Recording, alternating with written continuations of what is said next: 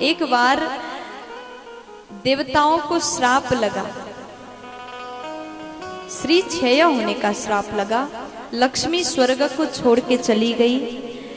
अब अत्यंत दुखी होकर के देवता जाकर के भगवान से प्रार्थना करते हैं। भगवान ने समुद्र मंथन का आदेश दिया है। अब दैत्य और देवता मिलकर के समुद्र मंथन कर रहे हैं। तो समुद्र मंथन के क्रम में मंदराचल पर्वत को मदानी बनाया, बासुकी नाग को रस्सी बनाया। मंथन चल रहा है लेकिन पर्वत नीचे की ओर धंसने लगा। भगवान ने कच्छप रूप धारण किया और अपने पीठ में पर्वत को धारण किया है। उसके बाद स्वयं अदृश्य रूप में मंथन भगवान ने किया। सर्वप्रथम हलाहल 20 प्रकट हुआ। समस्त देवी देवता अत्यंत डर जाते हैं। अब जैसे भयभीत तो होकर के भगवान शंकर के पास गए, प्रार्थना किया, भगवान आए, तुरंत जहर को पान किया।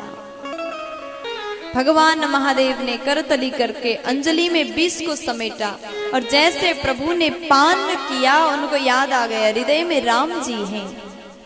अगर भीतर जाने दूं तो मेरे राम को कष्ट होगा, बाहर निकालूं तो जगत को कष्ट होगा।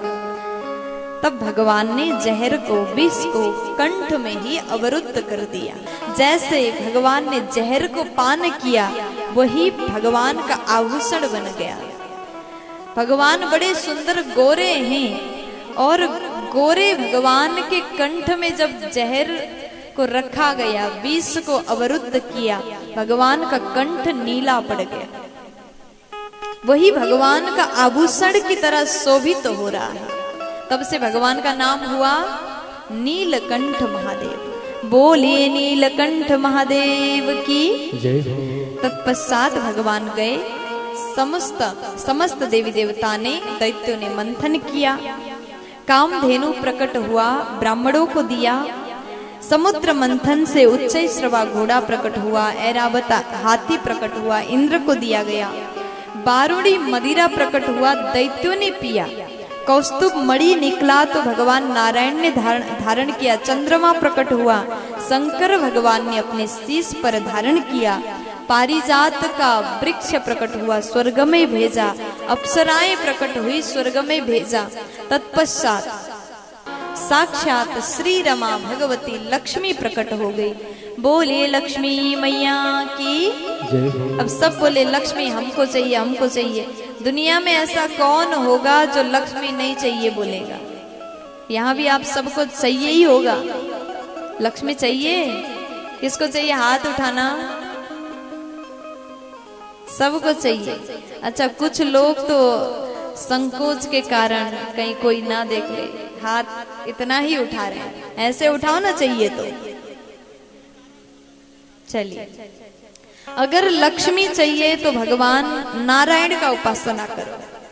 अगर आपके घर में गोपाल जी हैं, आपके घर में राम जी हैं, भगवान का, नारायण भगवान का किसी भी रूप का आप सेवा करते हैं, राम जी के, कृष्ण जी के अगर आप सेवा करते, पूजा करते हैं, तो जहां पर नारायण है वहां पर लक्ष्मी अपने आप आ जाती है। अगर धनवान बनना चाहते हैं, लक्ष्मीवान बनना चाहते हैं, तो ये काम अवश्य करिएगा। आप अपने घर में भगवान नारायण का सेवा करें। प्यार से बोलो।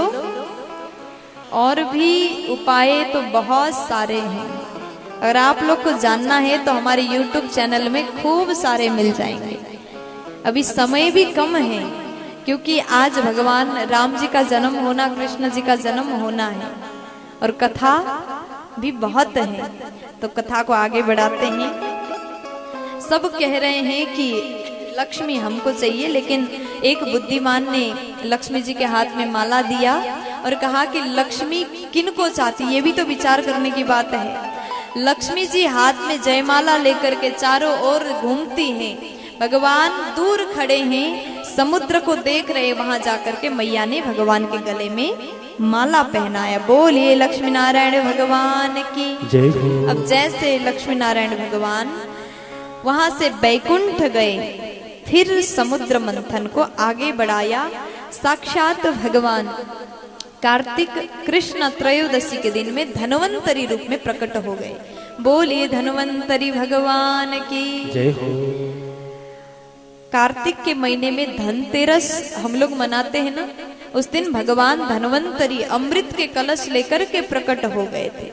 इसलिए कहा जाता है धनतेरस के दिन में आप घर में दिया जलाएं, कलश खरीदें, पात्र आप खरीद सकते हैं, तांबे की, सोना चांदी आप ले सकते हैं, ऐसी महिमा बताया गया।